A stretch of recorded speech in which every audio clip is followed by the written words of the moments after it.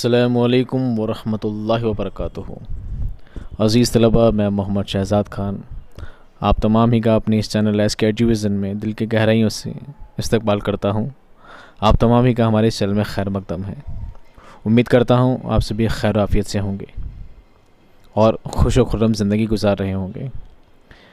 अज़ीज़ तलबा, आज हम एक सबक आपकी खिदमत में और लेकर हाज़िर हुए हैं। इस सबक का नाम है लम्हे। ये एक अफ़साना है। इससे पहले आपकी 2 यूनिट कंप्लीट हो चुकी है। पहली यूनिट थी आपकी मकतूब निगारी, दूसरी यूनिट थी आपकी तनक़ीदी मज़मून। अब तीसरी यूनिट आपकी स्टार्ट होने जा रही है, जो है एक मुख्तसर अफ़साना। तो सबसे पहले हम जानेंगे मुख्तसर अफ़साना कहते किसे हैं, इस सिन्फ़ के बारे में जानेंगे। उसके बाद ये जो सबक लिखा गया है, इस सबक के जो राइटर हैं, इसके जो मुसन्निफ़ हैं बलवंत सिंह, उनके बारे में मुख्तसर तारुफ़ जानेंगे। उसके बाद हम अपना सबक का आगाज़ करेंगे। ये जो सबक है लम्हे, बहुत ही इंटरेस्टिंग सब्जेक्ट है, बहुत ही इंटरेस्टिंग चैप्टर है। आपको पढ़ने में बहुत ही पसंद आएगा ये चैप्टर, बहुत ज़्यादा। लम्हे का मतलब है जिसे हिंदी में कहा जाता है पल, इंग्लिश में moment. What a lovely moment यार। आपने सुना होगा कभी, व्हाट अ लवली मोमेंट्स यार। ऐसी बेहतरीन यादें, कुछ ऐसे हसीन पल जो आपकी ज़िंदगी में कभी गुजरे हों, कुछ ऐसे वाक़यात, कुछ ऐसे लम्हे जो आपको हमेशा के लिए यादगार बनाए गए हों, हमेशा के लिए यादगार रह गए हों, उनके बारे में ये चैप्टर लिखा गया है। यहाँ पर इस लम्हे चैप्टर का किरदार है उमाकांत।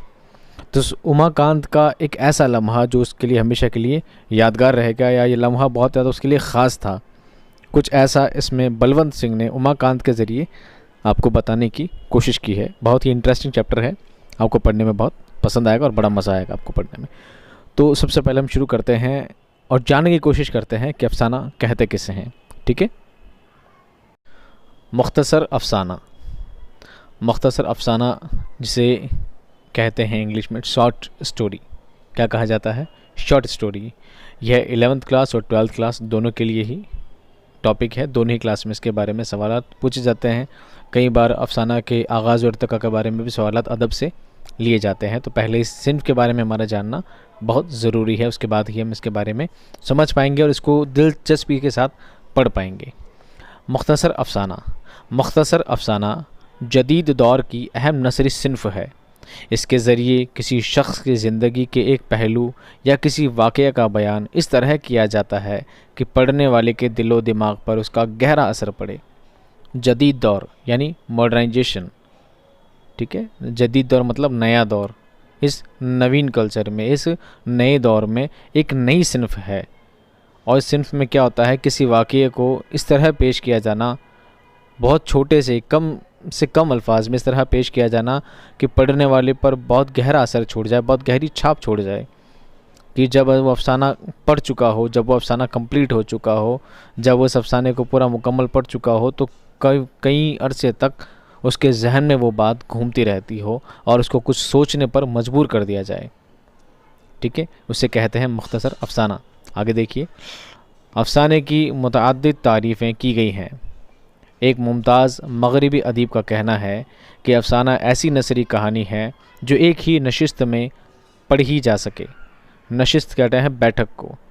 अफ़साना कौन सी सिन्फ़ है जिसे एक ही बैठक में पढ़ा जा सके, यानी अफ़साना बहुत छोटा होता है, अफ़साना बहुत छोटा, बहुत मुख्तसर लिखा जाता है, मुख्तसर अल्फाज में, बहुत कम से कम अल्फाज में बहुत गहरी बात लिख दी जाती है और पढ़ने वाला एक ही बैठक में उसे कंप्लीट पढ़ लेता है। अफ़साना सीधी सादी कहानी नहीं, बल्कि ऐसी फ़नी तख्लीक है जिसमें फ़नकार के इरादे और हिकमत का भी दखल होता है, यानी इंटरफेयर होता है। किसी मखसूस वाक़ये या सूरत हाल या किसी मखसूस किरदार का नक्श इस तरह उभारा जाता है कि प्लाट यानी वाक़यात की तरतीब व तंजीम पढ़ने वाले को मुतासिर कर सके, प्रभावित कर सके। ठीक है, किसी इंसान, किसी शख्स की पहलू को, उसकी ज़िंदगी के किसी पहलू को पेश किया जाए या किसी वाक़ये के बारे में लिखा जाए, तो इस तरह लिखा जाना कि पढ़ने वाले को बहुत ज़्यादा प्रभावित करे, उसे बहुत ज़्यादा मुतासिर करे। कुछ ऐसा लेख होता है मुख्तसर अफ़साना, एक ऐसी सिन्फ़ है मुख्तसर अफ़साना। अफसाने के माहिरों ने इसकी जो तारीफ़ें बयान की हैं उनसे वाज़े होता है कि अफसाना बयानिया तख्लीकी तहरीर है। अफसाने में किसी एक किरदार या किरदारों के एक मखसूस गिरोह के नुकूश या ज़हनी कशमकश को नुमाया किया जाता है। नुमाया मतलब स्पष्ट किया जाता है। नुकूश नक्शे की जमा है नुकूश, ठीक है, ज़हनी यानी दिमागी। अफसाने में वाक़यात की तफसील, किरदारों की गुफ्तगू और मंजर व माहौल की पेशकश बहुत नपी तुली होती है, यानी बहुत कम से कम। नपी तुली यानी कम से कम। वाक़यात की तफसीली यानी जो वाक़या पेश किया जा रहा है बहुत ही तफसील नहीं होता है, बहुत ही शॉर्ट में उसको लिखा जाता है। किरदारों की गुफ्तगू यानी जो भी उसमें एक्टर लिए जाते हैं, जो भी उसमें किरदार लिए जाते हैं, जो पात्र लिए जाते हैं, उन पात्र की गुफ्तगू, उनका कॉन्वर्जेशन बहुत ही कम अल्फाज में लिखा जाता है। कम लफ्ज़ों में छोटी से छोटी बात में गहरी से गहरी बात लिख दी जाए। हर अफसाने के लिए प्लाट, किरदार और ज़मान मकान लाजमी है। ज़मान मकान लाजमी औजज़ा की हैसियत रखते हैं। इस लिहाज से अफसाने की अक़साम भी बयान की गई हैं, यानी प्लाट का अफसाना, किरदार का अफसाना या माशरती अफसाना। ये अफसाने की क्या है, किस्में हैं अलग अलग।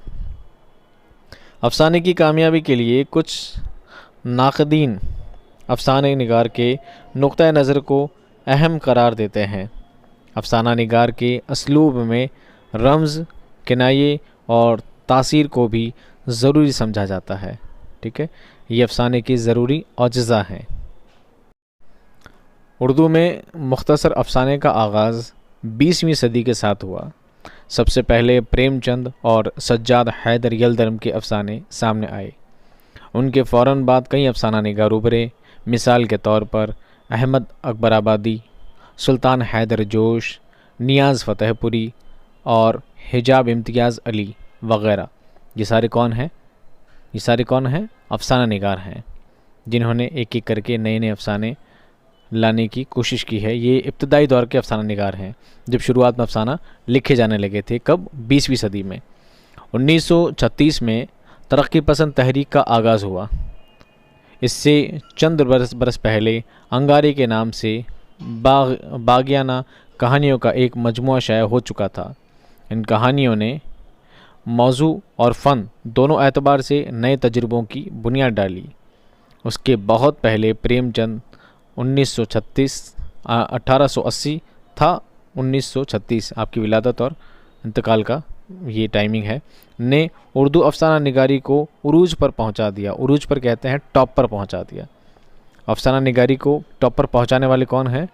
प्रेमचंद हैं, और प्रेमचंद ही पहला अफसाना निगार हैं। दोनों ही बातें आपको याद रखनी हैं।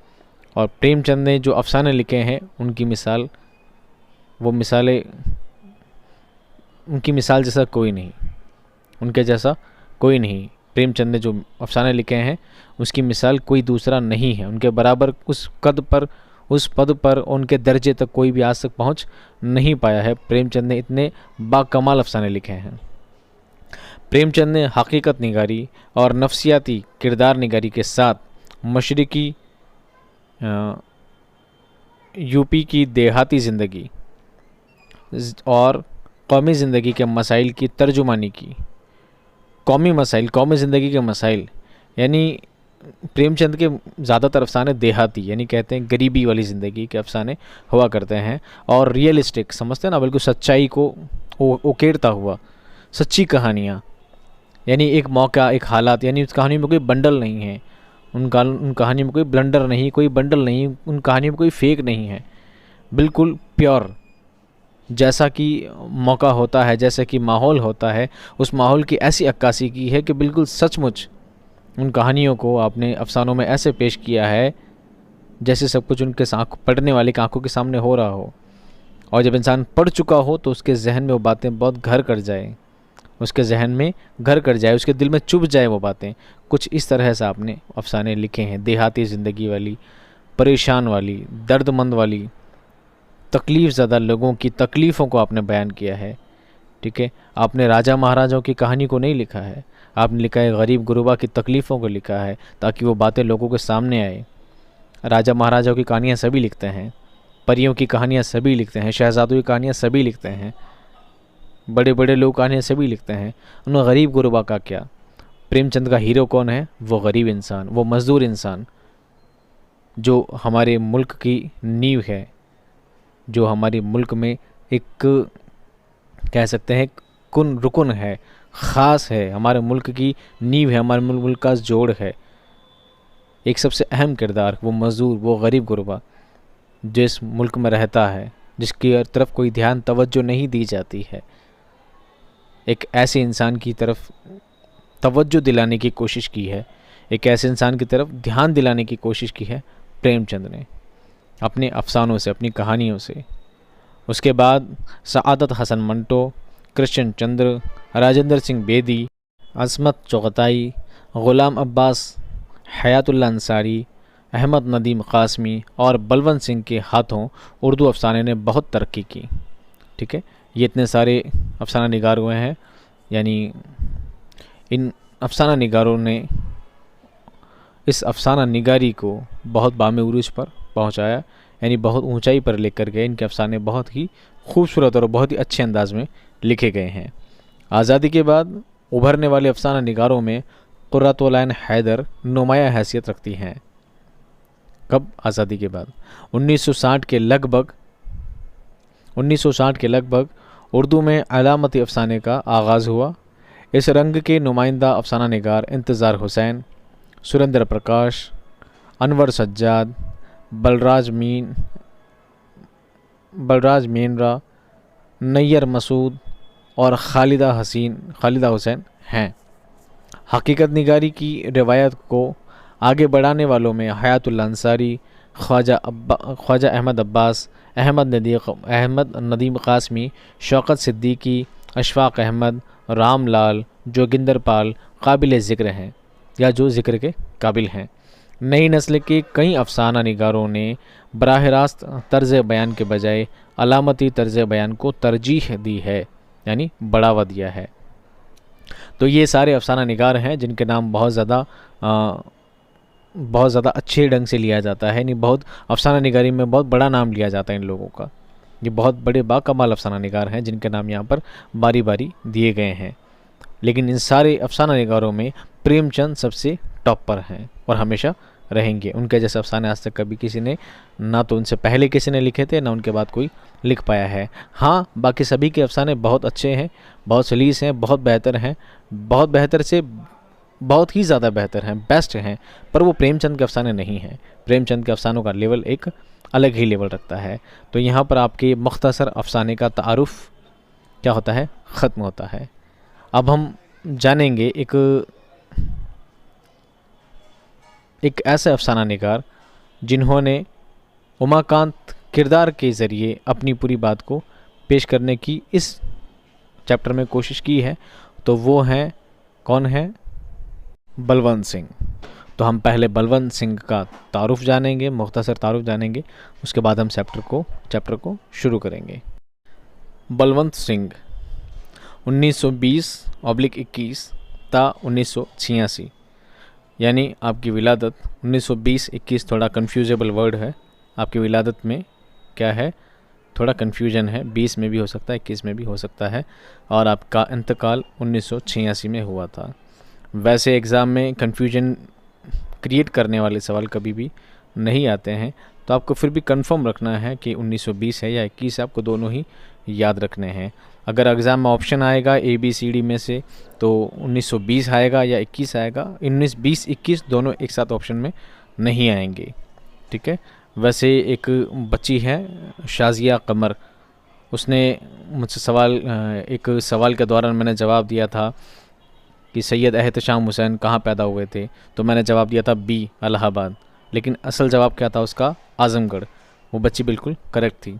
तो होता क्या है, हम गाइड से, हम अदर यूनिक पेपर से हम पढ़ते हैं उन चीज़ों को, तो हमें किताब से हमारे जो निसाब दिया गया है, हमें जो बुक दी गई है, हमें उससे ही कंफर्म करके अपने जवाबों को सही देना है। वो जवाब मैंने एक CBSE का पेपर आया था, लॉन्च हुआ था, तो मैंने उस पेपर की आंसर की से मैंने उसका जवाब दे दिया था, जो कि गलत जवाब था। तो आंसर की भी गलत हो सकती है, आपको अपना पेपर पे बिल्कुल कंफर्म रहना है। ठीक है, आगे देखिए। बलवंत सिंह ज़िला गुजरांवाला में पैदा हुए। इब्तदाई तालीम गांव के स्कूल में हुई। इब्तदाई यानी प्राथमिक शिक्षा। मैट्रिक देहरादून के कैम्ब्रिज स्कूल से पास किया। क्रिश्चियन कॉलेज इलाहाबाद से इंटर और इलाहाबाद यूनिवर्सिटी से बीए करने के बाद माश की तलाश में लाहौर और कराची भी गए। माश कहते हैं जीवन जीने के लिए, ज़िंदगी को जीने के लिए, पैसा ही कह लीजिए, जीवन यापन। माश कहते हैं जीवन यापन के लिए की तलाश में कहाँ चले गए? कराची भी गए। दिल्ली में रिसाला आजकल के नायब मुदीर की खिदमत भी अंजाम दी। नायब मुदीर कहते हैं सब एडिटर। नायब मुदीर सब एडिटर की खिदमत अंजाम दी या सब एडिटर के पद पर रहे। उसके बाद से अपने इंतकाल तक इलाहाबाद में रहे, यानी उनका इंतकाल तक वो कहाँ रहे? लास्ट में इलाहाबाद रहे। उन्होंने इलाहाबाद से उर्दू में रिसाला, फसाना और हिंदी में उर्दू साहित्य जारी किया, जिसमें उर्दू तख्लीक़ात नागरी रस्मुल ख़त में शाया होती थी। नागरी रस्मुल ख़त, देवनागरी क्या है? हिंदी का रस्मुल ख़त है। बलवंत सिंह ने कई तवील और मुख्तसर नावल लिखे। तवील यानी बड़े, लंबा, और मुख्तसर यानी छोटे नावल लिखे। रात, चोर और चांद और चक पैरा का जस्सा पहले उर्दू में शाये हुए। उनके नागरी रस्मुल ख़त में शाये होने वाले नावलों और अफसानवी मजमुओं की तादाद लगभग 30 हैं। उनके दोनों ही नावल के मजमुए छपे हैं, शाये हुए हैं, प्रकाशित हुए हैं, जिनकी तादाद कितनी है? 30 हैं। उनका पहला अफसाना सज़ा 1937 में दिल्ली के रिसाले साक़ी में शाये हुआ। जग्गा, तारूपूद, हिंदुस्तान हमारा, पहला पत्थर, बलवंत सिंह के अफसाने और सुनहरा देश इनके अहम अफसानवी मजमुए हैं। मजमुए यानी संग्रह हैं। बलवंत सिंह के इब्तदाई अफसानों में पंजाब की देही ज़िंदगी, देही नहीं, ये देहाती है, देहाती ज़िंदगी का बहुत जीता जागता नक्शा खींचा गया है। इस बिना पर कुछ लोगों ने फ़र्ज़ कर लिया कि बलवंत सिंह सिर्फ़ पंजाब के देहात और सुख किरदारों के ज़िंदगी के अक्कास हैं। ज़िंदगी की क्या करते हैं? अक्कासी करते हैं, उनको ही लिखा करते हैं। जबकि हकीकत यह है कि उनका अफसानवी कैनवास ख़ासा वसी है। उनके अफसाना लिखने का कैनवास, उनके अफसाना लिखने का तरीका, उनका पैटर्न बहुत वसी है, बहुत ही फैला हुआ, बहुत ही विस्तृत है। किनका? बलवंत सिंह का। तो यहाँ पर बलवंत सिंह का मुख्तसर तारुफ क्या होता है? ख़त्म होता है। आइए अब हम पढ़ते हैं आज का चैप्टर लम्हे। अफसाने का नाम है लम्हे। एक मोमेंट, एक पल। लम्हे जमा है लम्हा की, एक लम्हा, और ज़्यादा हो तो लम्हे। तो कुछ लम्हे ऐसे यादगार लम्हे जो हमेशा के लिए याद रह जाएं, जो हमेशा के लिए हमारे जहन में छप जाएं। कुछ ऐसे ही लम्हों को बलवंत सिंह ने उमाकांत एक किरदार के ज़रिए यहाँ पर पेश किया है। अगर मैं पूरी बात पहले बता दूंगा तो इसका इंटरेस्ट ख़त्म हो जाएगा। जैसे जैसे हम पाठ को पढ़ेंगे हम इसके बारे में तफसीली जानकारी हासिल करते जाएंगे, आपको बताते जाएंगे। ठीक है, हम शुरू करते हैं आज का सबक। सोम का दिन था। सोम यानी सोमवार का दिन था। यूँ तो मैं अपने दोस्तों की बहुत कद्र करता हूँ, लेकिन कभी कभी जी चाहता है कि दोस्तों की सूरत तक ना दिखाई दे और मैं महज अपने लिए ही होकर रह जाऊँ। ये फरमाते हैं, यूँ तो मैं अपने दोस्तों की बहुत कद्र करता हूँ, बहुत इज़्ज़त करता हूँ, अपने दोस्तों को बहुत चाहता हूँ, लेकिन कभी कभी ऐसे भी होता है कि अपने दोस्तों की शक्ल भी ना दिखे, अपने दोस्तों का मुंह ना देखूँ, ऐसा भी कभी कभी मन करता है, बस अपना ही होकर रह जाऊँ, यानी सिर्फ अपने आप के लिए अपनी खुद की ज़िंदगी जीऊँ, कभी ऐसा भी मन करता है। मेरे दोस्तों की तादाद बहुत कम है, इसलिए मुझे ऐसे दिन भी मुयस्सर आ जाते हैं। मुयस्सर आना यानी उपलब्ध हो जाना, मुयस्सर यानी उपलब्ध होना, मिल जाना। तो मेरे दोस्त कम हैं, इसलिए कभी कभी ऐसा भी होता है, जिनके बहुत सारे दोस्त होते हैं तो एक दोस्त छोड़ता है, दूसरा पकड़ लेता है, दूसरा छोड़ता है, तीसरा पकड़ लेता है, और आदमी कहीं ना कहीं अपने दोस्तों में बिज़ी रहता है। लेकिन चूंकि मेरे दोस्त कम हैं, मेरे मतलब कहानी का जो किरदार है उमाकांत, वो बता रहा है कि चूंकि मेरे दोस्त कम हैं, तो जब वो 2-3 से भी मेरा पीछा छूट जाता है तो कभी कभी मुझे ऐसा मिल जाता है, ऐसा मौका कि मैं ख़ुद अपनी ज़िंदगी को अपने हिसाब से जीने का मेरा मन करता है, मुझे ऐसा दिन भी मिल जाता है, मेरी खुशनसीबी है।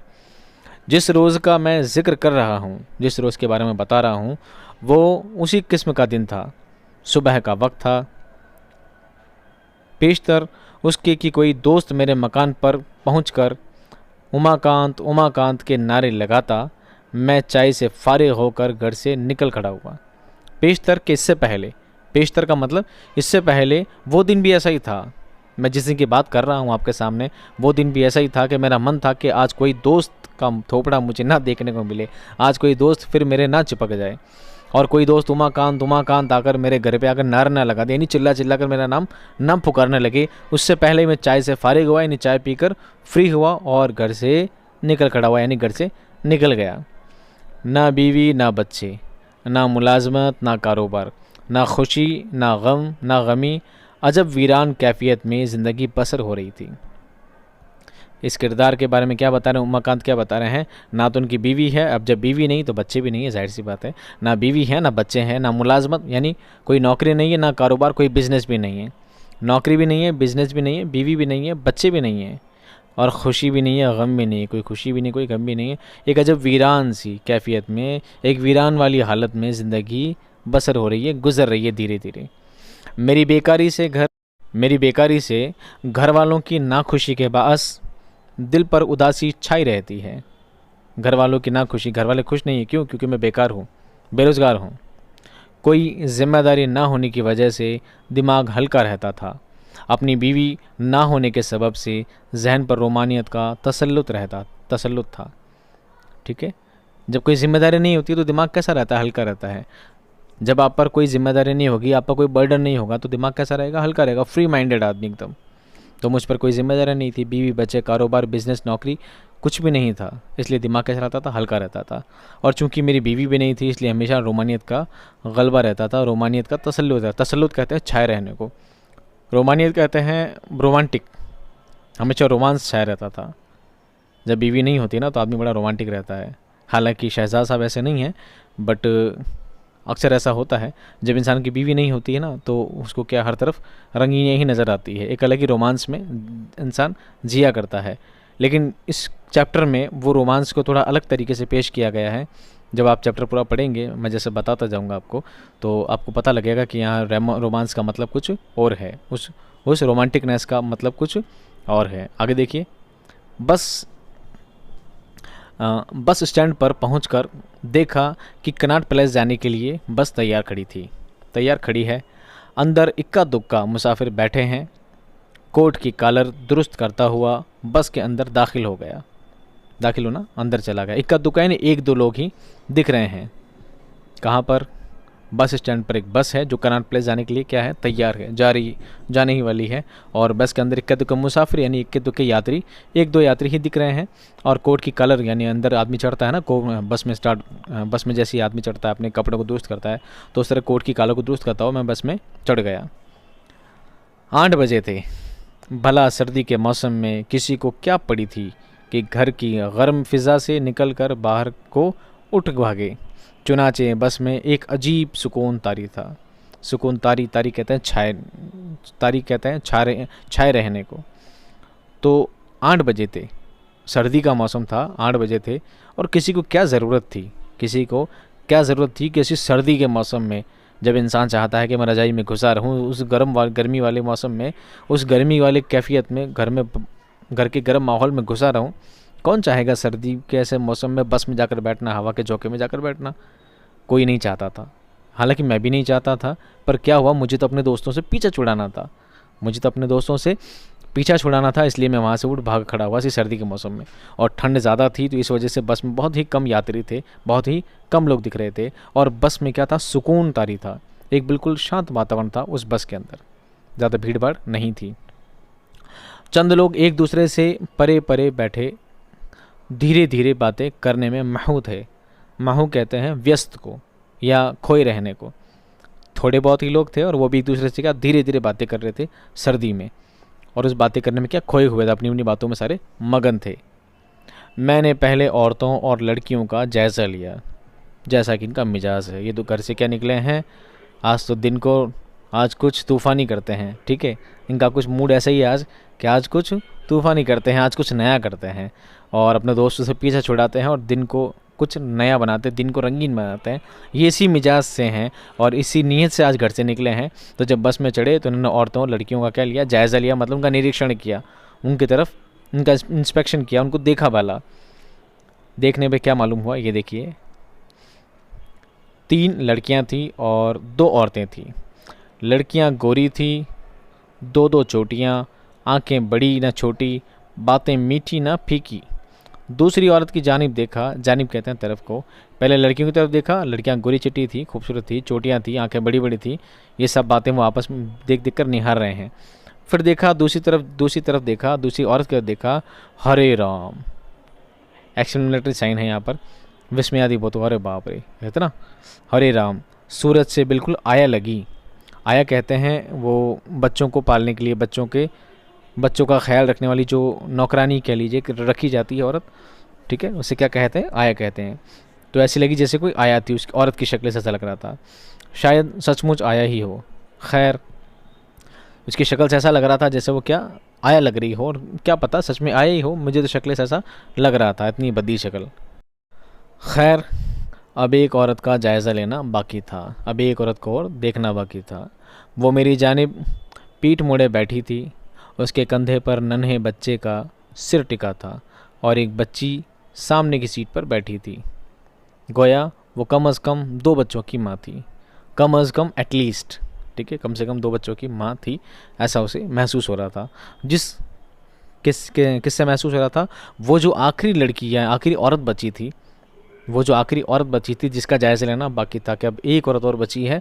ये लड़की तो गोरी है, वो लड़की काली है, वो 2 चोटी वाली है, 1 चोटी वाली है, इसकी 2 आँखें, उसकी आँखें मोटी, इसकी आँखें छोटी, वो बातें सब निहार चुके थे।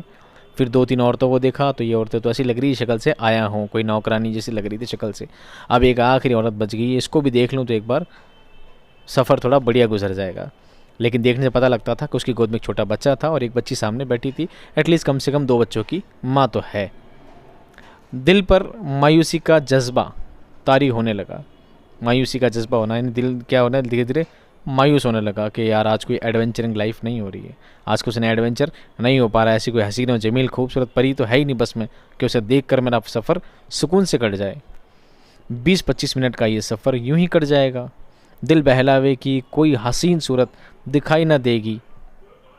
क्या ये सफ़र जम्हाइयाँ लेते ही बिताना पड़ेगा? जम्हाइयाँ कहते हैं उबासी लेने को, जम्हाइयाँ कहते हैं उबासियाँ लेने को। सुबह आदमी उठकर करता ना उबासी लेना। तो मुझे लगता है कि इस सफ़र में तो कोई ऐसा हम सफ़र नज़र नहीं आता है, ऐसी कोई हसीन सूरत, ऐसी कोई खूबसूरत शख्सियत नज़र नहीं आ रही है कि उससे बात करूं, उसके पास जाकर बैठूं, उसे देखूं कि मेरा सफ़र आसानी से कट जाए। मुझे लगता है आज का सफ़र तो उबासियाँ लेने में ही कट जाएगा शायद, ऐसा वो मन ही मन सोच रहा है। अब सोचा के बाद एक निशान लगा, ये है ख़त। ये क्या है? ख़त। सोचा, ख़त। अब ख़त यानी रुक गया। अब उसने सोचा, अब क्या सोच रहा है? सोचा के बाद ख़त लगाने का मतलब है उसने सोचा। अब पूरी बात जो उसने सोची वो सब बात आगे लिखी गई है। अगर 2 बच्चों की माँ बदसूरत है तो अपनी बहनों से बढ़कर क्या होगी? 2 बच्चों की माँ है तो अपनी बहनों से बढ़कर क्या खूबसूरत होगी? यही ना कि उनके बराबर होगी या ज़रा बेहतर होगी, या तो उनके बराबर खूबसूरत होगी या उनसे थोड़ी सी अच्छी होगी। ज़्यादा से ज़्यादा इससे क्या होगा? मन ही मन वो सोचता जा रहा बात, मन ही मन में ख्याली पुलाव बना रहे हैं भाई साहब। आखिर यही तय पाया कि उस खातून के ऐन पीछे वाली सीट पर डेरा जमा लिया जाए। डेरा जमाना कहते हैं बैठने को, डेरा जमाना मतलब बैठने को। सब लड़कियों को देख चुका था, औरतों को देख चुका था, एक आखिरी औरत बची थी, उसकी तरफ देखा था, पर वो क्या पीठ मोड़ कर बैठी थी। तब सोचा कि इससे बात कैसे की जाए। चलो इसी से आज का सफ़र का गुजारा करते हैं। आज का हमारा सफ़र हसीन बनाने के लिए अब यही औरत बची है। तो उन्होंने क्या किया, निश्चय किया, पूरा कमिटमेंट किया, चलो उनके पीछे जाकर ही बैठ जाते हैं, ऐसा उन्होंने डिसाइड किया। पिछली सीट पर चुपके से बैठकर मैंने सिर पर हाथ फेरते हुए बालों की तह जमाई और फिर इंतज़ार करने लगा कि वो ज़रा इधर उधर घूम कर देखे तो सूरत का जायज़ा लिया जाए। अब पीछे सीट पर बैठ गया, वो पीठ मोड़कर बैठी है, पर इंतज़ार इस बात का, वो अपने सर की बाल की तह जमा रहे हैं, यानी बाल सेट कर रहे हैं कि देखने में स्मार्ट तो लग रहा हूँ ना मैं, ऐसा तो नहीं मुझे देखकर वापस मुंह मोड़ ले। अपने आपको स्मार्ट बनाने की कोशिश कर रहे हैं, बालों की तह जमा रहे हैं और कंटिन्यू इंतज़ार कर रहे हैं जनाब कि एक बार वो इधर उधर देखे तो मैं उसका रुख रोशन देख पाऊँ, उसका चेहरा एक बार देख पाऊँ। उनके दिल में तो तजस्सुस बढ़ता जा रहा है कि ये जो मुंह मोड़ कर जो औरत बैठी है, ना जाने कितनी खूबसूरत है, कैसी है, बस इंटरेस्टिंग, मन में इंटरेस्ट बढ़ता जा रहा है, वो वैसा उनके दिमाग में चलता जा रहा है। तो ये अंदाज़ा कर, ये सिर्फ अंदाज़ा लगाने के लिए वेट कर रहे हैं कंटिन्यू कि इसकी शक्ल कैसी है, शक्ल कैसी है, एक बार मुड़, पलट पलट पलट, शाहरुख खान वाला डायलॉग। चलो आगे देखिए। उस औरत के पलटने का उनको लगातार इंतज़ार है, पर वो पलटती नहीं है। देखिए आगे क्या होता है। लेकिन वो इधर उधर देखे बगैर सामने की जानिब मुंह किए चुपकी बैठी रही, यहाँ तक कि बस चल दी। चुपकी मतलब चुपचाप, उसने इधर उधर कुछ नहीं देखा, चुपचाप सामने की तरफ बैठी रही और एक शरीफ औरत की तरह, जैसा कि होता है इंसान, एक शरीफ इंसान, एक समझदार इंसान की तरह चुपचाप बैठी रही, सामने मुँह करके बैठी रही। यहाँ तक कि बस चल दी, और अब बस स्टार्ट भी हो गई, मेरी बातचीत स्टार्ट भी नहीं हुई। अब क्या हो गया, अब क्या होगा? आपके उन का दिमाग तो अब आसमान पर पहुँच गया। मुझे बेचैनी सी महसूस होने लगी। बारे कंडक्टर ने आकर दाम तलब किए। बारे अचानक, अब मुझे बेचैनी हो गई। अब क्या हो गई? बेचैनी हो गई। हाय रे, मेरी तो बात ही नहीं हुई, आज का मेरा सफ़र तो ऐसे ही कट जाएगा, बोरिंग। बारे यानी अचानक, कंडक्टर ने आकर दाम तलब किए। तलब करना यानी चाहना, दाम यानी पैसे। उन्होंने पैसे मांगे, टिकट, कंडक्टर ने क्या मांगे? टिकट के पैसे मांगे। टिकट लेते वक्त ख्याल आया कि काश उस खातून से थोड़ी बहुत बातचीत हो चुकी होती तो उसके टिकटों के दाम देकर अच्छे खासे मरासिम पैदा किए जा सकते थे। मरासिम कहते हैं रिलेशन को, मरासिम कहते हैं रिलेशन को, रिश्ते को। अभी मन ही मन क्या सोच रहे हैं कि यार कंडक्टर भी आ गया, उसको पैसे भी देने हैं, अगर पहले थोड़ी बहुत बातचीत हो जाती तो मैं अच्छे खासे रिलेशन बना लेता, अच्छा खासा रिश्ता बना लेता, और मैं कहता नहीं साहब रहने दीजिए, आपके पैसे मैं दे दूँगा। नहीं साहब मैं दे दूँगा। होता है ना कोई, आपने देखे होंगे इस तरह के लोग कभी। तो नहीं साहब आप रहने दीजिए, मैं दे दूँगा। ऐसा मैं उनसे रिश्ता बना लेता कि मैं उसके टिकट के पैसे भी मैं दे देता, लेकिन मेरी बातचीत स्टार्ट नहीं हुई और उससे पहले ही कंडक्टर आदम का। हाय रे मेरी बुरी किस्मत। आगे देखिए। जब उसकी बारी आई तो उसने मुंह फेर कर देखा। रुख रोशन का जलवा दिखाई दिया तो दिल धक से रह गया।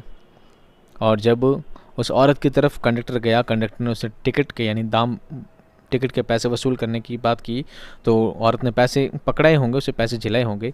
तो जैसे ही उसने पैसे झिलाने के लिए मुंह थोड़ा साइड में किया होगा, तो उसी वक्त इन जनाब ने उस औरत का चेहरा देख लिया। रुख रोशन यानी खूबसूरत चेहरा, रुख रोशन यानी खूबसूरत चेहरे का जलवा उन्हें दिखाई दिया। दिल धक से रह गया, यानी दिल एक बार हक्का बक्का रह गया, बिल्कुल सांसें रुक गई। किसी की खूबसूरती देखकर सांसें रुक गई, ऐसा कुछ इनका हाल हो गया। हाय रे क्या भला की खूबसूरत। वो वाकई बहुत हसीन थी, बहुत ही ब्यूटीफुल थी। तारा सी आँखें, नाजुक लब और दरख्शां पेशानी। खिलाफ़े उम्मीद उस औरत को हसीन पाकर हाथ पांव फूल गए। हाथ पांव फूल गए मतलब घबरा गए। हाथ पांव फूलना मुहावरा, हाथ पांव फूलना मतलब घबरा जाना। खिलाफ उम्मीद, मेरी उम्मीद के खिलाफ, मैंने जिस उम्मीद की थी उसके बिल्कुल जस्ट सपोज। मैंने सोचा 2 बच्चों की माँ है, होगी कोई आम सामान्य एवरेज, बट ऐसा नहीं था। वो तो क्या थी? तारा सी आँखें, तारों के जैसी तो उसकी आँखें थी। नाजुक लब यानी बहुत अच्छे उसके होंठ थे। और दरख्शां पेशानी, दरख्शां कहते हैं चमकदार को, दरख्शां कहते हैं चमकदार उसकी पेशानी। खिलाफ उम्मीद बहुत ही ब्यूटीफुल थी, इतनी खूबसूरत थी कि मेरा दिल धक से रह गया, मेरी सांसें रुक सी गई एक बार। अब मसला ये दरपेश था कि उससे गुफ्तगू क्यों कर शुरू की जाए। अब मसला है, अब समस्या क्या थी? ये दरपेश था। अब दरपेश यानी आगे, यानी सामने। अब सामने क्या मसला था? अब सामने क्या समस्या थी कि उससे गुफ्तगू क्यों कर शुरू की जाए, उससे कॉन्वर्जेशन, उससे बातचीत, उससे वार्तालाप कैसे शुरू की जाए। कौन सा मौजू मुनासिब रहेगा? मौसम, लेकिन कौन सा मौजू, कौन सा विषय चुनूँ, कौन सा टॉपिक चुनूँ उससे बात करने के लिए। अरे बस में कोई इंसान बैठा है, चाहे वो लेडीज़ क्या कोई जेंट्स भी हो, तो आप कौन से टॉपिक की बात करोगे? आप बैठे बैठे हर किसी से जा बजा बात थोड़ी कर लोगे। आप बैठे बैठे भाई साहब इधर देखो, भाई साहब इधर देखो, वो बोले हाँ भाई क्या कुछ नहीं। अरे कुछ तो टॉपिक होगा बात करने का, तो आप पहले सोचोगे। तो वही तो एक हसीन जमील खूबसूरत औरत थी, उससे बात करने का ये क्या विषय चुनूँ, कौन सा टॉपिक चुनूँ उनसे बात करने का। मुझे तो उनसे बात करनी है, उनकी खूबसूरती देखने को बनती है। हाँ, मौसम क्वेश्चन मार्क, नहीं मौसम पे बात करूँ, नहीं। लेकिन हिंदुस्तान में अभी मौसम के मौजू पर गुफ्तगू का आगाज़ करना खातिर ख्वाह नताइज पैदा नहीं करता। खातिर ख्वाह यानी लाभदायक, नताइज जमा है नतीजे की, नताइज जमा है नतीजे की, परिणाम की, बहुत सारे परिणाम। तो अभी मौसम पे बात करूँगा तो कुछ अच्छा परिणाम नहीं आएगा, यानी कुछ मैं समझता हूँ अगर अभी मौसम का टॉपिक लेकर बात करूँगा तो मुझे कोई अच्छा रिजल्ट नहीं मिलने वाला उसका, ये मेरे लिए कोई बेटर टॉपिक नहीं होगा, ऐसा वो मनी मन सोच रहे हैं। उस औरत से ये कहना कि आहा क्या ही खुशगवार मौसम है, महज बेकार होगा। हम कहते ना यार क्या बढ़िया मौसम है आज, तो कहीं चलते पार्टी शार्टी करते हैं, तो मैं उस औरत से बात करूँ आहा क्या खुशगवार मौसम है, तो मेरे हिसाब से कोई अच्छा सेंटेंस नहीं होगा उससे बात करने का, उससे बात स्टार्ट करने का कोई अच्छा मौजू नहीं होगा। सिनेमा, एक्टर, एक्ट्रेस, बसें, सड़कें, नहीं ये बातें मुहम्मिल है। मुहम्मिल यानी बेकार, बिना मतलब की बेतुकी से बातें। इतने में औरत के शाने के साथ लगे हुए नन्हे बच्चे ने आंखें खोली और हैरत व इस्तेजाब से इधर उधर देखने लगा। अब ये सोच रहा है कि मैं मौसम की बात करूं, सिनेमा की बात करूं, फिल्म की, हीरो हीरोइन, एक्ट्रेस, सड़कें, बसें, कौन सी बात करूं, कौन सा टॉपिक छेड़ूं, उस पर बात करने की मैं कोशिश करूं, ये मन ही मन सोच रहे हैं। क्योंकि औरत बहुत हसीन थी, बहुत खूबसूरत थी, उससे बात करने का उसका दिल किए जा रहा है, कोई तो टॉपिक पकड़ूं।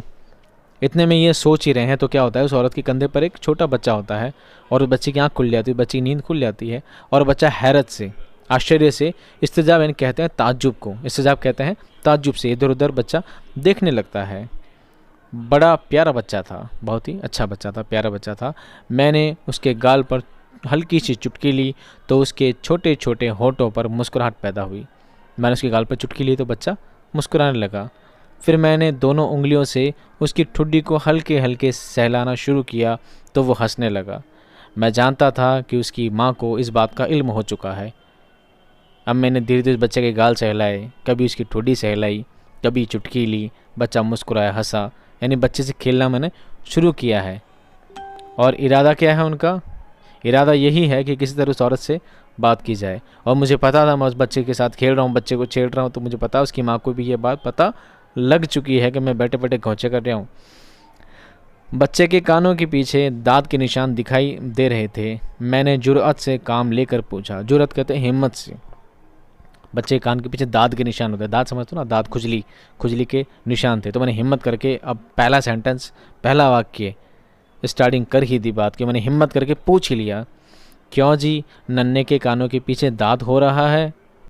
आपको ये अच्छा टॉपिक तो मिला नहीं, तो इसको जो बात दिखाई दी इसने वही बात छेड़ दी। बड़ी हिम्मत से पूछ लिया, क्यों जी, नन्हे के कान के पीछे क्या हो रहा है? दांत का निशान हो रहा है।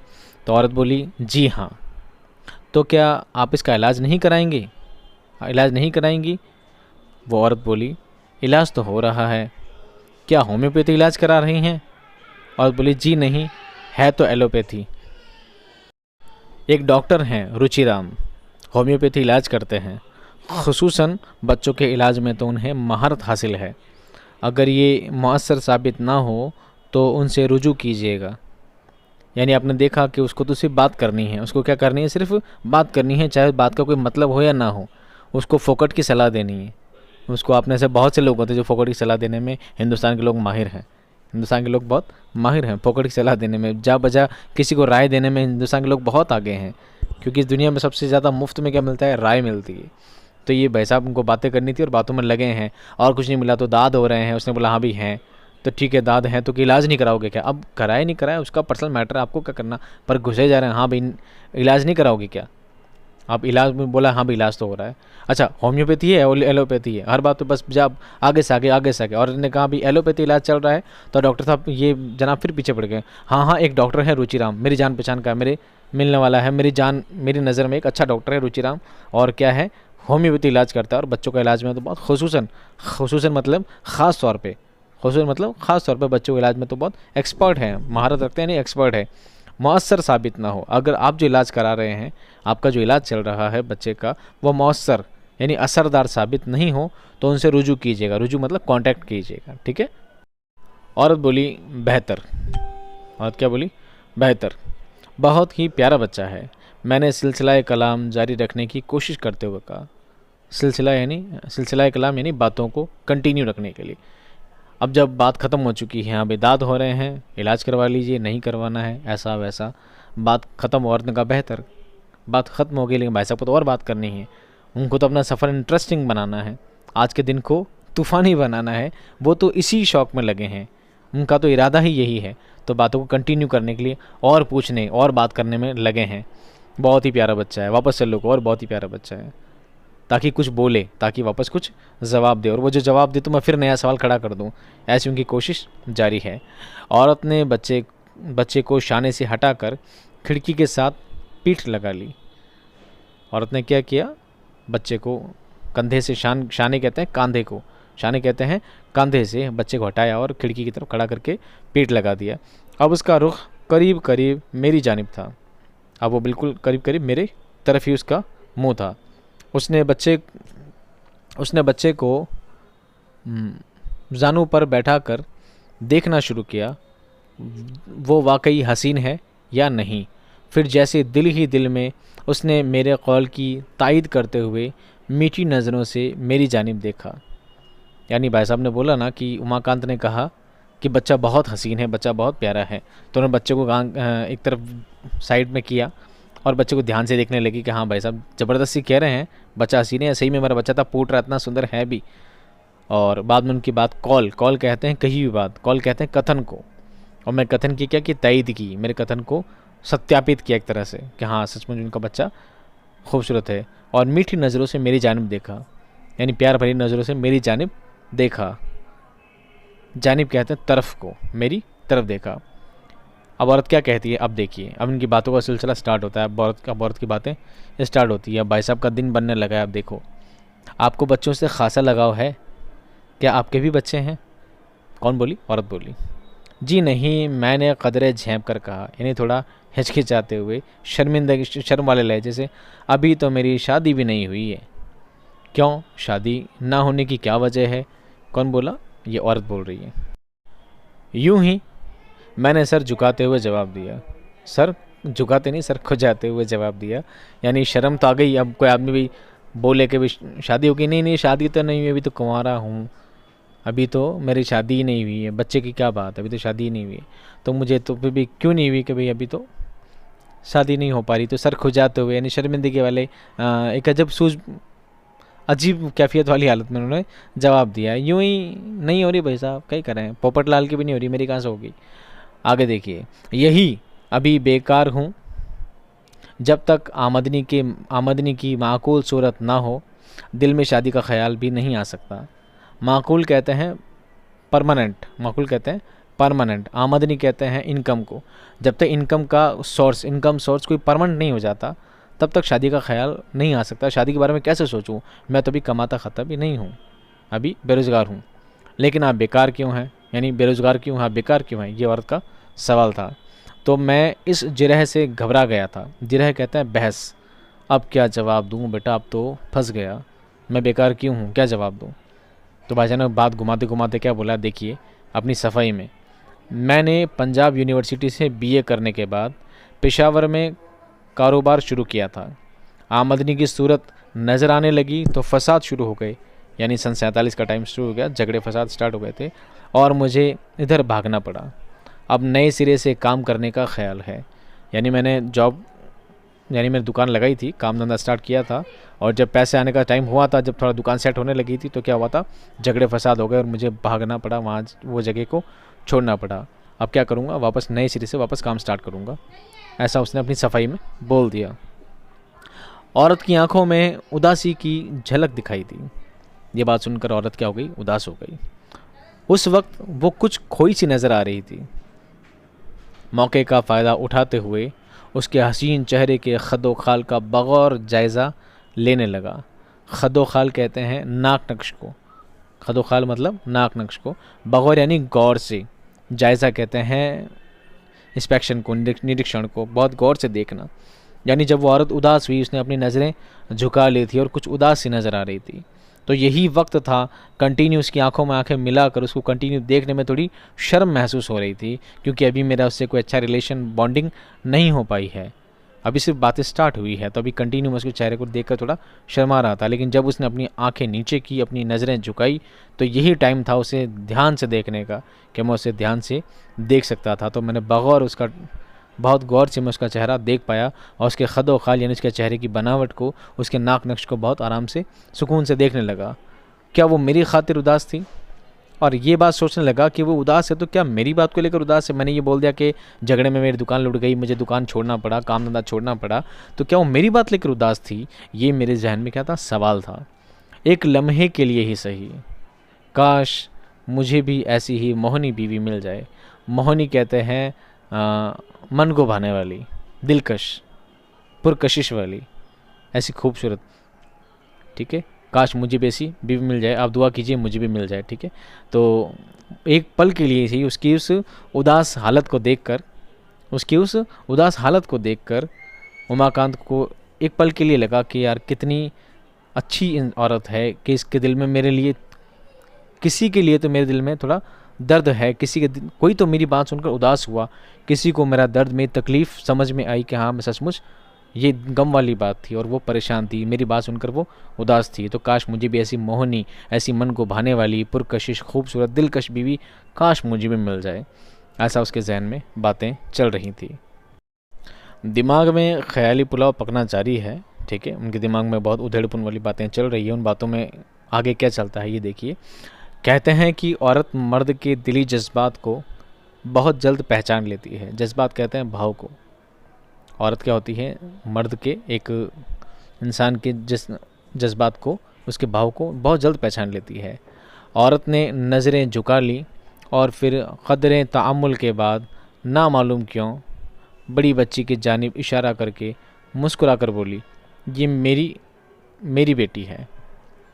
क़दरे तअम्मुल, थोड़ी हिचक के साथ, थोड़ी देर झेंप कर, रुक कर, थोड़ा ठहर कर उसने क्या बोला, अपनी बड़ी बच्ची की तरफ इशारा किया और बोला, ये मेरी बेटी है। आओ बेटी मेरे करीब आओ। मैंने हाथ फैलाए, वो मारे शर्म के आगे नहीं बढ़ी तो मैंने खुद ही बढ़कर उसे गोद में बिठाया। आहा हा, बड़ी अच्छी है हमारी बेबी। अच्छा तो तुम पढ़ती हो क्या? होता ना जो छोटे छोटे बच्चों को लोग खिलाने के लिए करते हैं ना, आहा बेटा कितना बढ़िया बच्चा है, कितना प्यारा बच्चा है, तो बच्चे को खिलाने के लिए उसने बोला है मेरी बेटी है। तो उसने क्या किया, उस बच्ची को, अब थोड़ा क्या रिलेशन थोड़े थोड़े धीरे धीरे क्लियर होते जा रहे हैं। अब रिलेशन धीरे धीरे क्या हो रहे हैं, क्लियर, रिश्ते थोड़े गहरे होते जा रहे हैं। अब थोड़ी झेप, अब थोड़ा डर, थोड़ा खौफ, थोड़ा क्या होता जा रहा है, ख़त्म होता जा रहा है। अब दोनों एक दूसरे को जान पहचान वाले बनते जा रहे हैं। तो उसने बच्ची को बोला, हाँ कितनी बढ़िया बच्ची है, कितनी प्यारी बच्ची है, आओ मेरी गोद में बैठो। तो उसने उठाकर गोद में बैठा लिया और पूछा, क्या तुम पढ़ती हो? लेकिन वो बड़े एहतमाम के साथ शर्माती रही। संस्कारी बच्चा नहीं होता है, संस्कारी, शर्म हया जिसके अंदर बहुत ज़्यादा होती है, वो अपने एहतमाम के साथ कंटिन्यू क्या करती, शर्माती रही, कुछ नहीं बोली वो। औरत बोली, बताओ बेबी, तुमसे कै मर्तबा कहा है कि यूं ही मत शर्माया करो। वो कै मर्तबा यानी कितनी मर्तबा, कितनी, कै मतलब यहाँ इसी तरह की भाषा का, इसी तरह लैंग्वेज का इस्तेमाल किया गया है, थोड़ी खड़ी बोली में मिक्स की गई है। तुमसे कितनी बार कहा बेटा ऐसे शर्माया मत करो। कोई अंकल पूछ रहे हैं, भाई साहब पूछ, जवाब दीजिए इनको, तुमसे कितनी बार कहा ऐसे मत शर्माया करो। मैंने सोचा किस कदर महज़िब है ये औरत। महज़िब कहते हैं तहज़ीब याफ्ता को, महज़िब कहते हैं तहज़ीब याफ्ता को, जिसको हिंदी में कह सकते हैं सभ्य। कितनी सभ्य औरत है, कितनी समझदार औरत है। उसकी बातचीत से मालूम होता है कि वो पढ़ी लिखी और ख़ासी सुलझी हुई है। उसके बात करने के सलीके से, बात करने के ढंग से पता लगता है वो बहुत पढ़ी लिखी, बहुत समझदार, सुलझी हुई औरत है। माँ की सरजनिश करने पर बेटी ने इस बात पे सर हिला दिया। सरजनिश कहते हैं डांट फटकार को, यानी माँ की इस प्यारी सी डांट के बाद उस बेटी ने इस बात पर, यानी वो जो कॉल था उस बात पर क्या कर दिया, सर हिला दिया कि ठीक है अब नहीं शर्माऊंगी। क्या पढ़ा है भाई, हमें भी सुनाओ, तुम तो बहुत अच्छी बेबी हो, तुम्हें तो पढ़ा लिखा याद होगा, सारा बोलो याद है। यानी वो उमाकांत उस बच्ची के साथ खेल रहा है, उस बच्ची से प्यार से बातें कर रहा है कि भाई क्या क्या याद किया है बेटा, क्या है, ऐसे बातें करते हैं ना बच्चों से पुटकार। आप समझते हो उस बात को, आपने छोटे बच्चे देखे होंगे, छोटे बच्चे खिलाए होंगे, आप सभी 12th क्लास में आ चुके हो, अब आप सभी छोटे बच्चे नहीं रहे हो, इस बात का आप समझ सकते हैं। हाँ जी, बेबी ने बड़ी बड़ी आँखें उठाकर भरपूर नज़रों से मेरी जानिब देखा, यानी मेरी तरफ देखा। मालूम होता था कि उस बात का इकबाल करने में उसे बहुत फ़ख्र महसूस हो रहा है। क्या पढ़ा है तुमने? इसने मकान ने पूछा कि भाई तुमने क्या क्या पढ़ा है, तुम्हें सब याद है? तो बच्ची बोली, हाँ जी मुझे सब याद है, और बड़ा फ़ख्र महसूस करती है बहुत। उसने फ़ख्र के साथ ये जवाब दिया, हाँ जी। तो अब ये पूछते हैं क्या पढ़ा है तुमने, कौन, उमाकांत पूछते हैं। तो बच्ची बोलती है ABCYZ, ABCYZ, बीच का सारा खा गई। उस पर हम दोनों कहा कहा मार कर हंसे। कह कहा कहते हैं ठट्ठा लगा कर हंसना। कह कहा कहते हैं ऐसी हंसी जिसमें दांत दिख जाए और मुंह से चिल्ला चिल्ला कर हंसी वाली आवाज़ आए, किसी बात पे फूट कर हंस पड़ना, ठीक है। तो कह कहा लगा हम दोनों हंसने लगे, मैं और वो औरत, हम दोनों जो एक दूसरे से बहुत दूर थे, अभी तो अलग अलग ही बैठे ना दूसरी अलग सीट पर, लेकिन कह कहों कि मिली जुली आवाज़ से यूँ महसूस होने लगा जैसे किसी फिल्म के हीरो और हीरोइन कोई सहर अंगेज़ ड्यूट गा रहे हों। सहर अंगेज़ यानी जादू वाला, ड्यूट कहते हैं गाने होते हैं ना, गाने, सॉन्ग्स दो तरह के होते हैं, एक होता है सोलो वर्जन, एक होता है ड्यूट वर्जन। सोलो वर्जन में एक ही सिंगर गाता है, चाहे वो लेडी वॉइस हो चाहे वो जेंट्स वॉइस हो, उसमें एक ही। और ड्यूट में हीरो हीरोइन यानी दोनों, एक लेडीज एक जेंट्स, दोनों की वॉइस हुआ करती है, वो कहलाता है ड्यूट वर्जन। तो कह रहा है इन भाई साहब को ऐसा लग रहा है, वो आपने देखा होगा फिल्मों में, टीवी में आपने देखा होगा, नाटकों में, कि लड़के ने किसी लड़की को देखा और सब स्लो मोशन में बताया जाता है, गाना आता है लल्ला लल्ला, ठीक है, आपने सुना होगा अक्सर। तो वो स्लो मोशन में भाई साहब को सबको नज़र आ रहा है कि हम दोनों हंस रहे हैं, तो ऐसा लग रहा है जैसे मानो किसी फिल्म का ड्यूट सॉन्ग चल रहा है, किसी फिल्म का ड्यूट वर्जन वाला गाना चल रहा है, हम तो गाने जैसे गा रहे हैं, ऐसा उसको फील हो रहा है। तो ये यही फील तो करना चाहता था इस बंदे को, यही तो फील करना था, यही लम्हा तो उसको यादगार बनाना था, यही किक तो उसे लेनी थी। इसीलिए तो उसने आज का दिन उस बस में बैठने के लिए मुनक्किद किया था, सेट किया था, और वो हो चुका। भाई साहब का आज क्या हुआ, दिन बन गया। अब आगे देखिए। औरत ने बमुश्किल हंसी रोकते हुए कहा, अरे बेबी तुझे ABC अभी तक याद नहीं हुई, C के बाद एकदम YZ। माँ ने एकदम बमुश्किल यानी बहुत मुश्किल से हंसी रोकी, और मुश्किल से हंसी रोकते हुए कहा कि बेटा ABC के बाद सीधा YZ, तुझे ABCD याद नहीं हुई अभी तक, अपनी बच्ची को बोली। अब हमारी मुलाकात काबिल इत्मीनान दर्जे तक आन पहुंची थी। काबिल इत्मीनान कहते हैं भरोसे को। अब हमारी मुलाकात कहाँ तक पहुंच चुकी थी, भरोसे के लायक। अब वो हम पर एक दूसरे पर भरोसा करने लायक हम हो चुके थे कि हम एक दूसरे से बेझिझक बात कर सकें। अब हम एक दूसरे पर भरोसा कर सकते थे। कब, उस ठट्ठा लगाकर हंसने के बाद। अब बेशतर खदशात कहते हैं, खदशात जमा है खदशे की, और खदशा कहते हैं डर को, खौफ को। बेशतर में बहुत सारे, अब बहुत सारे डर दूर हो चुके थे, बहुत सारे खदशात, बहुत सारा डर, बहुत सारा खौफ क्या हो चुके हैं, हम दोनों के बीच में जो डर थे दूर हो चुके हैं। अब हम दो बहुत अच्छे वाकिफ़कारों बल्कि दोस्तों की तरह गुफ्तगू करने लगे। वाकिफ़कार कहते हैं जानकार, वाकिफ़ का मतलब जानकर। अब हम दोनों ऐसे बात करने लगे जो हम एक दूसरे को जानते हैं, हम एक दूसरे को जानकार हैं, जानने वाले हैं, और हम दोनों ना सिर्फ जानने वाले बल्कि हम दोनों दोस्त हैं। ऐसी फ्रैंकली बातों का सिलसिला स्टार्ट हो गया था। उमाकांत जी का आज दिन सेट हो चुका है। 20 या 25 मिनट के सफ़र में ज़्यादा बातें नहीं हो सकती थी, लेकिन अगर एहसासात को लीजिए तो लम्हा भर में कुछ का कुछ हो जाता है। एक मीठी नज़र थी कि ज़िंदगी के उन लम्हों को रंगीन बनाती चली गई। उसकी आवाज़ में ऐसा लोच और रसीलापन था कि मुद्दतों कानों में शहद घुलता रहा।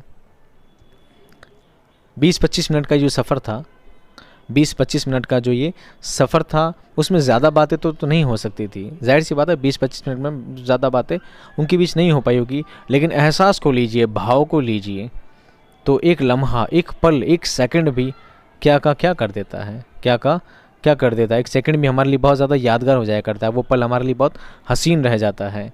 उसकी आवाज़ में ऐसा लोच था, लोच कहते हैं नरमी को, नाजुकी को। उसकी आवाज़ में ऐसी नाजुकी, ऐसी नरमी थी और ऐसा रसीलापन था, इतनी सुरीली उसकी आवाज़ थी कि मुद्दतों यानी कई समय तक मेरे कानों में शहद घुलता रहा। उसकी मिठास मेरे कानों में घुलती रही, इतनी मीठी उसकी आवाज़ थी। उसकी आवाज़ की क्या कर रहा है, तारीफ़ कर रहा है उमाकांत कि उसकी आवाज़ इतनी प्यारी थी। एक ऐसा लम्हा मैंने पहली बार किसी से इतनी खुशदिली के साथ बात की थी, ऐसा उसे फील हो रहा है कि उसकी आवाज़ इतनी मीठी, इतनी सुरीली थी कि मुद्दतों मेरे कानों में रस घोलता रहा, शहद घोलता रहा। एक 20-25 मिनट की बात तो ज़्यादा बड़ी बात नहीं, ज़्यादा मेरी बात नहीं हुई उससे, लेकिन वो जो एक पल भी अगर मेरी उससे बात हुई है, एक पल भी अगर मैं उसे देख पाया हूँ, तो मेरे लिए वो पल भी बहुत सुनहरा पल, यादगार पल हमेशा मेरे जहन में तरोताज़ा रहेगा, ऐसा उसके मन में फीलिंग रही थी। इधर उधर की बातों में हम इस कदर महू थे कि इर्द गिर्द की कुछ खबर नहीं रही थी। जब मैंने जंगल में शेर के फर्जी शिकार की कहानी सुनाई और मैंने शेर के सामने खड़े होकर उस पर गोली चलाई थी, तो औरत की आंखें फटी की फटी रह गईं।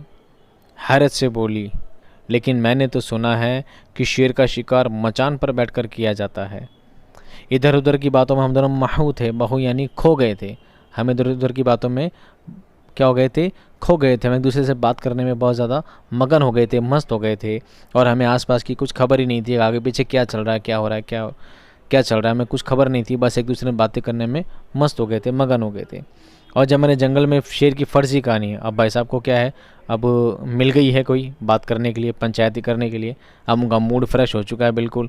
उनका इरादा भी यही था कि कोई मिल जाए जिससे मैं ढेर सारी बातें करूं, अपना दिन एन्जॉयफुल बनाऊं, अपने दिन को जॉयफुल बनाऊं। उनका इरादा यही था। अब उनको मिल गई है तो उन्होंने भाई साहब ऊंची ऊंची फेंकना शुरू कर दिया और बोला कि एक बार तो मैं कहाँ गया था, जंगल में गया था, जंगल में शेर के सामने खड़ा होकर मैंने क्या शेर पे गोली चला दी थी। यह बड़ी जिगर देखो उमा खान जी का, सिर्फ फेंका ऊंची ऊंची, ठीक है। लंबी लंबी छोड़ते हैं ना छोरियाँ सेट करने के चक्कर में, तो कुछ इस तरह के उल्टे पुल्टे ख्यालात उनके दिमाग में चल रहे हैं, पर आप भी ऐसी गलती ना करें, ठीक है। तो ऊंची ऊंची फेंकने में चक्कर में बोले कि एक बार क्या हुआ, शेर आ गया और शेर के सामने मैंने खड़े होकर क्या चला दी, गोली चला दी। ऐसी मैंने कहानी उनके सामने सुनाई। वो हैरत से बोली, ताज्जुब से, आश्चर्य से बोली, क्या बोली, लेकिन मैंने तो सुना है कि शेर का शिकार मचान पर बैठकर किया जाता है। अब लड़की औरत क्या बोल रही है कि शेर का शिकार सामने से नहीं बल्कि मचान पर बैठ के किया जाता है। मचान कहते हैं कि जो पेड़ के ऊपर, शेर कभी पेड़ के ऊपर नहीं चढ़ पाता है, तो बताते हैं कि शेर का शिकार कहाँ किया जाता है, पेड़ के ऊपर एक तख्ता जैसा कुछ बांध दिया जाता है, उसके ऊपर बैठ शेर का क्या किया जाता है, शिकार किया जाता है। शेर से कभी फ्रंट टू फ्रंट लड़ाई नहीं की जाती, शेर बहुत ताकतवर तो होता है, ये आप भी जानते हैं। तो मैंने सुना है कि मचान बैठ के किया जाता है। अब ये भाई सब क्या फेंकते हैं, और देखो अपनी बात को लपेटते हुए, जी हाँ, मैंने बेपरवाही से जवाब दिया, हाँ हाँ आप बिल्कुल सही कह रहे हो, लेकिन फेंकने का देखो लेवल देखो आप, लेकिन कहना मश्क शिकारी मचान पर कभी नहीं बैठते हैं। कहना मश्क कहते हैं एक्सपर्ट, ठीक है, तजुर्बेकार।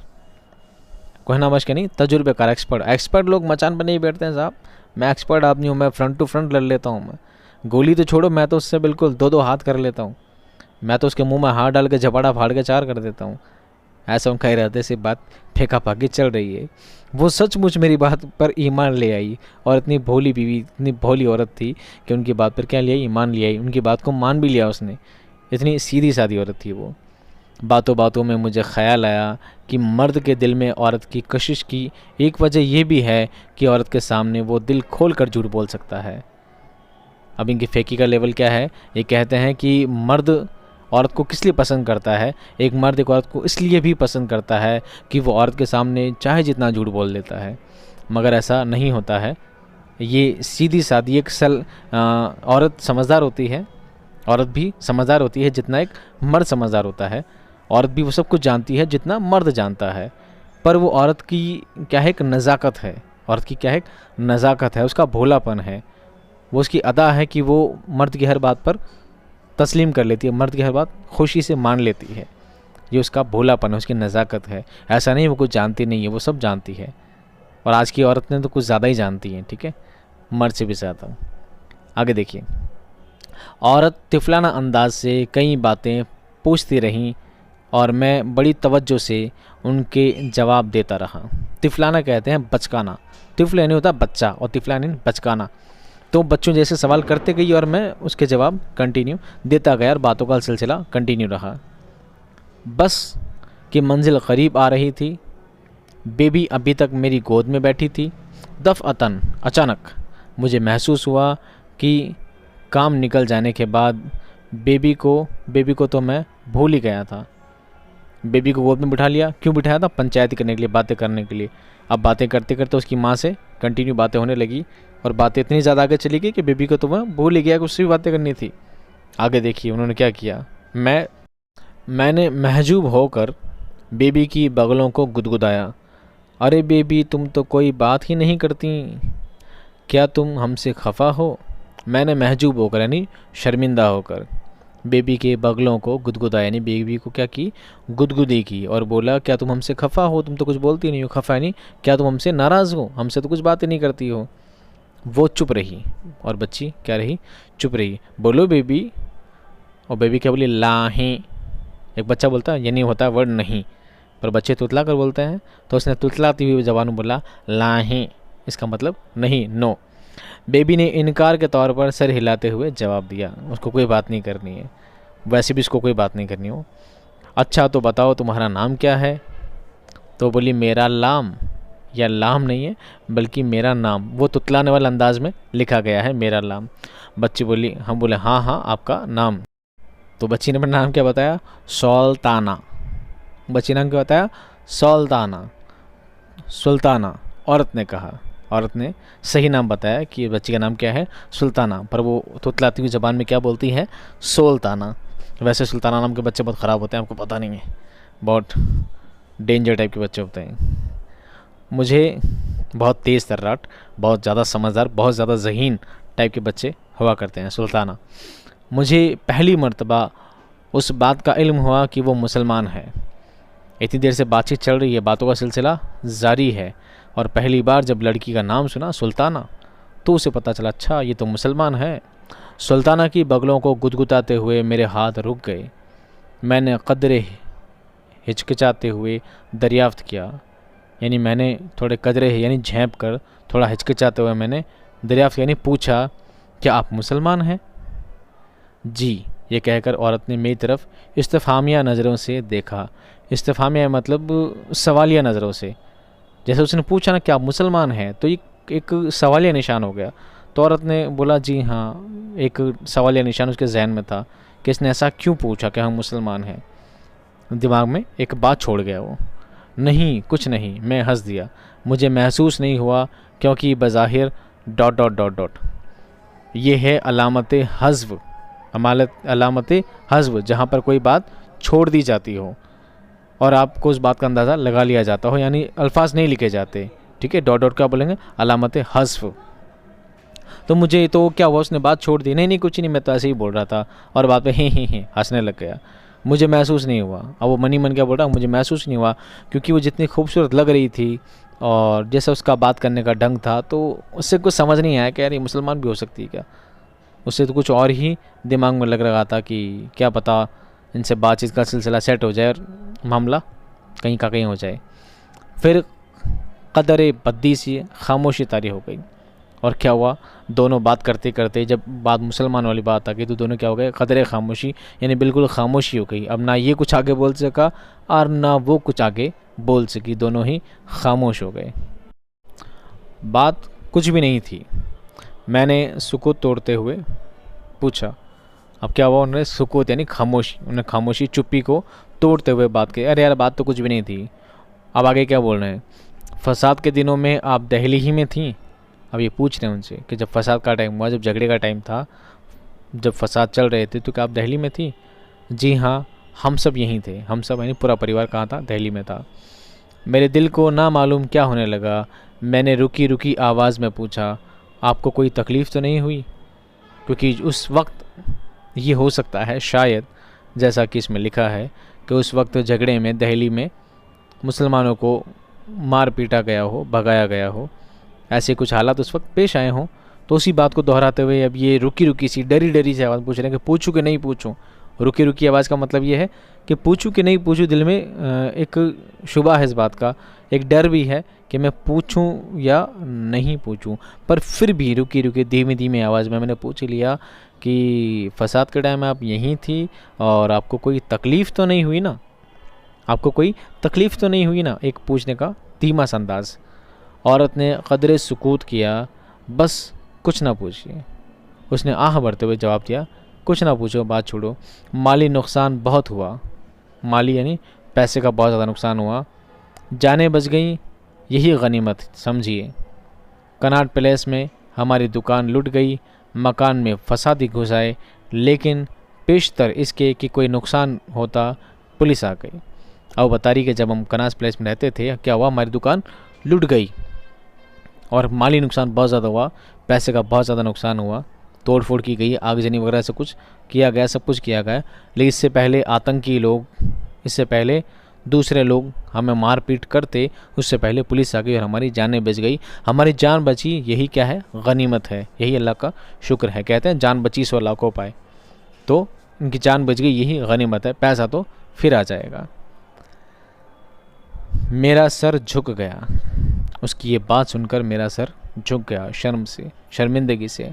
ऐसा क्यों होता है? ऐसा क्यों होता है? 2 बार लिखा गया, ये बात 2 बार लिखी, यानी जहन में ये बात कचोटने लगी बार बार। ऐसा क्यों होता है? ऐसा क्यों होता है कि लोग किसी घर में किसी को जाकर क्यों मारते पीटते हैं? ऐसे फसादात क्यों हुआ करते हैं?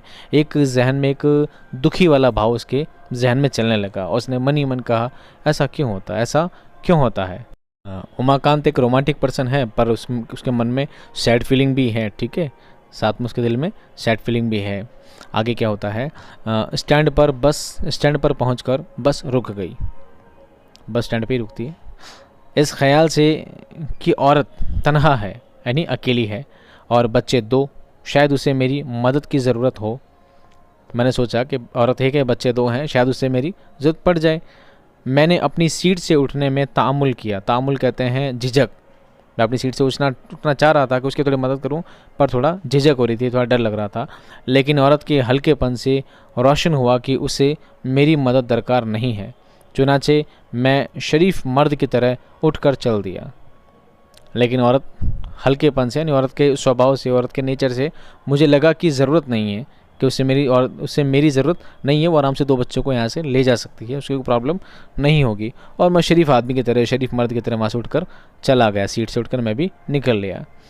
चंद कदम चलने के बाद मैंने यूं ही घूम कर देखा कि वो औरत उठकर दरवाजे की जानिब बढ़ रही है, लेकिन उसके कदम उखड़े उखड़े दिखाई देते हैं। वो कदरे लंगड़ा कर चल रही थी। मैंने देखा वो औरत क्या कर रही है, वहाँ से उठ खड़ी हुई है और चल रही है धीरे धीरे। तो औरत कैसे चल रही है? लंगड़ाते हुए चल रही है, यानी लंगड़ी लंगड़ी चल रही है। मैं सोचने लगा कि अगर इसकी टांग में ये नुक्स ना होता तो वो कदम कदम पर फितने जगाती। मैंने सोचा कि अगर उसकी टांग में नुक्स ना होता, ये कमी ना होती, नुक्स मतलब कमी, उसकी टांग में ये, उसके पैरों में ये कमी ना होती, तो कदम कदम पर फितने जगाती। फितने जगाती मतलब झगड़े फैला देती। यानी वो इतनी बला की खूबसूरत थी कि जहाँ से गुजरती लोग उसको देखने, उसके दीदार के लिए क्या कर लेते? झगड़े कर लेते, फसाद जगा देती। उसे पाने की ख्वाहिश में लोग झगड़ा कर लेते। वो इतनी बला की खूबसूरत थी। अगर इसके पैर में नुक्स ना होता तो, पर ये तो लंगड़ी है और लंगड़ी से तो कोई भी पसंद नहीं करता। ऐसा उसके दिमाग में उल्टे पुल्टे ख्याल चलने लगे। पर ऐसा नहीं होता है। अल्लाह ताला हर इंसान को एक अलग ढंग से बनाया है। हर इंसान अल्लाह की मखलूक है और हमें हर मखलूक को इज़्ज़त के साथ और मोहब्बत के साथ ही पेश आना चाहिए। आगे देखिए, ऐसी हसीन औरत और ये ऐब, इतनी खूबसूरत है लेकिन फिर भी ऐब है ये वाला। दफ़अतन हमारी नज़रें मिली, अचानक हम दोनों की नज़रें मिल के हमने एक दूसरे को देखा। गालिबन वो समझे बैठी थी कि मैं चला गया हूँ। उस औरत को भी लगा कि मैं निकल गया हूँ। मुझे एक मर्तबा फिर अपने सामने पाकर वो परेशान सी हो गई, जैसे कह रही हो, आखिर तुमने मुझे लंगड़ा कर चलते हुए देख लिया ना। अब औरत ने भी सोचा वो निकल गया, ये भी सोचा औरत निकल गई, लेकिन इसने घूम कर देखा तो औरत तो चल रही है लंगड़ाते लंगड़ाते, और औरत की इसकी नज़रें आपस में एक दूसरे की मिल जाती है। तो औरत ये समझ रही थी कि वो निकल गया, लेकिन जब उसने देखा कि वो मर्द यहीं खड़ा है, उमाकांत यहीं खड़ा है, तो उसने देख लिया तो उसको बड़ी अजीब सी फीलिंग आई, एक अजीब सी कैफियत उसके अंदर आ गई। और उसने कहा कि आखिर तुमने मुझे लंगड़ाते हुए देख ही लिया ना। उसने बोला नहीं है, उसके मन में ये भाव, उसके मन में ये बातें चल रही है। महजूब होकर उसने अपना गुलाबी होता हुआ चेहरा जैसे झुका लिया और फिर जैसे रूठ कर मुँह दूसरी तरफ फेर लिया। महजूब होकर यानी शर्मिंदा होकर, उसको शर्म आ गई इस बात पर कि हाय मैं लंगड़ी हूँ, से बात पता लग गई। और शर्मिंदा होकर उसने क्या किया, वहाँ अपना मुंह नीचे झुका लिया और फेर लिया, उसकी तरफ से मुंह हटा लिया। मैं उसे मनाने के लिए आगे बढ़ा और उसके सामने जा खड़ा हुआ और उसके चेहरे का जायज़ा लेते हुए दिल ही दिल में कहा, मुअज़्ज़ज़ ख़ातून तुम बहुत हसीन हो। मुअज़्ज़ज़ यानी बहुत इज़्ज़त वाली। तो उसके पास जाकर मनाने के लिए गया और दिल ही दिल में कहने लगा, इतनी हिम्मत तो नहीं उसके मुंह पे जाकर कह दे you are so beautiful, you are loving, हाँ, you are so cute, so sweet of you, so sweet, ऐसा तो आदमी मुँह पे नहीं कह सकता ना एक अनजान औरत को जाकर। तो मन ही मन कहने लगा, मुअज़्ज़िज़ औरत तुम बहुत हसीन हो, तुम बहुत खूबसूरत हो, तुम हुस्न की पुतली हो, तुम हुस्न की पुतली हो, तुम क्या जानो मैं इन चंद दिल फरेब लम्हों के लिए तुम्हारा किस कदर शुक्रगुजार हूँ। तुम नहीं जानती कि मैंने जो 2 पल तुम्हारे साथ बिताए हैं, इस दिल फरेब, दिल को खुश कर देने वाले ये 2 पल भी मेरे लिए कितने ज़्यादा अहमियत रखते हैं, मैं आपका किस तरह शुक्र अदा करूं। ये बात वो मन ही मन कह रहा है। और फिर मैंने कदरे बुलंद आवाज़ में कहा, मन ही मन सारी बात फ्लैशबैक में मन ही मन में कह ली। अब आई फ्रंट लाइन्स। अब वो बुलंद आवाज़ में कहने लगा, माफ़ कीजिएगा, एक्सक्यूज़ मी, बोलता ना आदमी, माफ़ कीजिएगा, आप कुछ परेशान सी नज़र आती हैं, क्या आपको कहीं आगे जाना है, तांगा लाऊं, या आपको किसी का इंतज़ार है। इनकी बातों का सिलसिला बस में ख़त्म हो गया था, बस से दोनों उतर गए थे और मामला स्टॉप हो चुका था। पर जनाब को उनकी हुस्न ने, उस औरत के हुस्न ने खींच लिया और ये जनाब अभी बातों का सिलसिला ख़त्म नहीं हुआ और फिर वापस पहुंच गए बातों को कंटिन्यू करने कि आप कुछ परेशान लग रही हैं, एक्सक्यूज़ मी, आप कहो तो तांगा लाऊं, आप कहो तो आप किसी का इंतज़ार कर रहे हैं क्या, पूछने लगा। उसने सर पर दुपट्टा संवारते हुए जवाब दिया, जी जाना तो करीब ही है, वो नहीं आए, मुलाजिम को भेज देते, मुलाजिम को तो आना ही चाहिए था।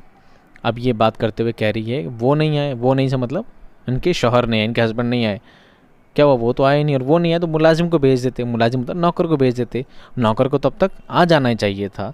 ये बात वो उमाकांत को बता रही थी औरत।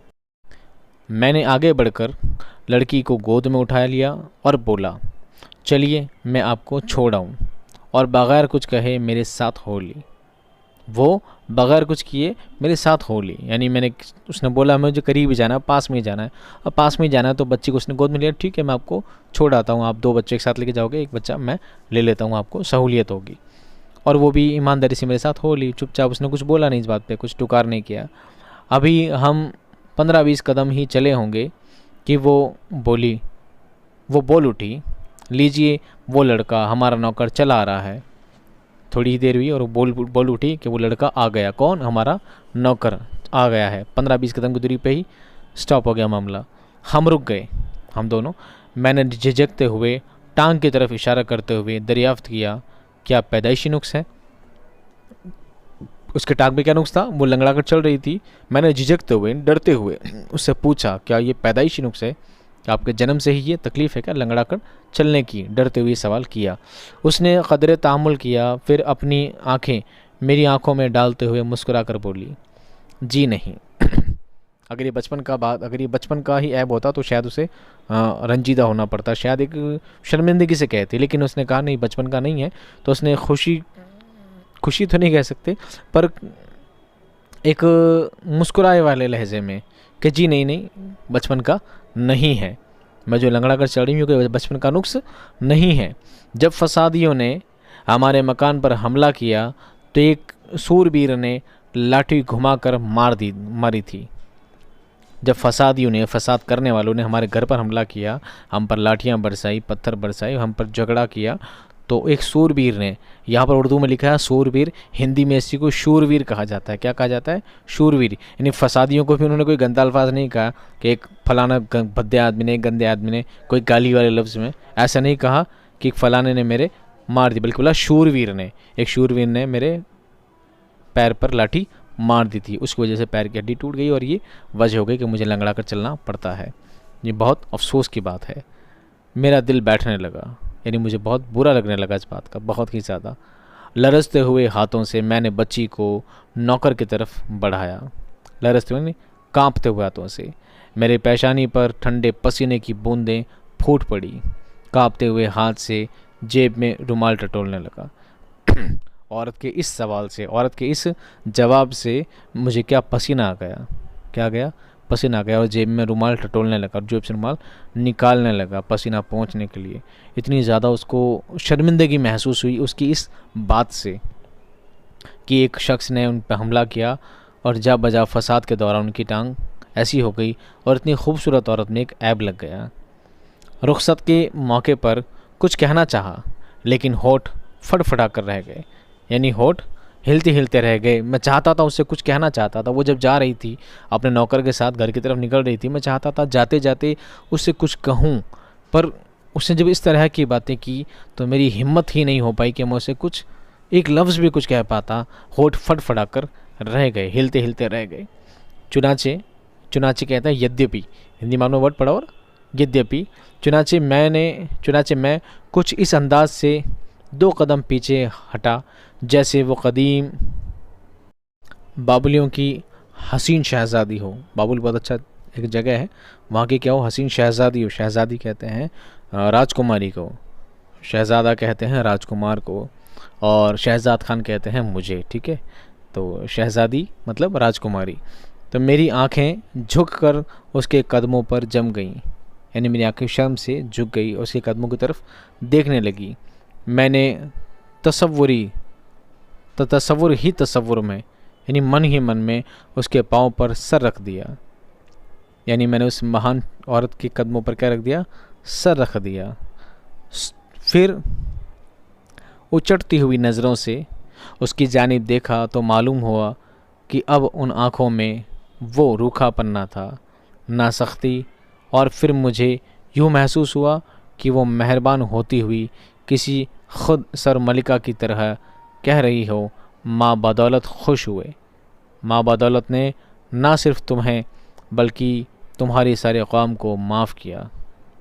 ठीक है, क्या लिखते हैं यहाँ पर, माँ बदौलत खुश हुए, यानी उसे आखिरी वक्त में ऐसा लगता था कि मैं कुछ कहूँ उससे, आखिरी अल्फाज में कुछ कहना चाहता था, कुछ बात मुझसे कहना चाहता था पर कह नहीं पाया।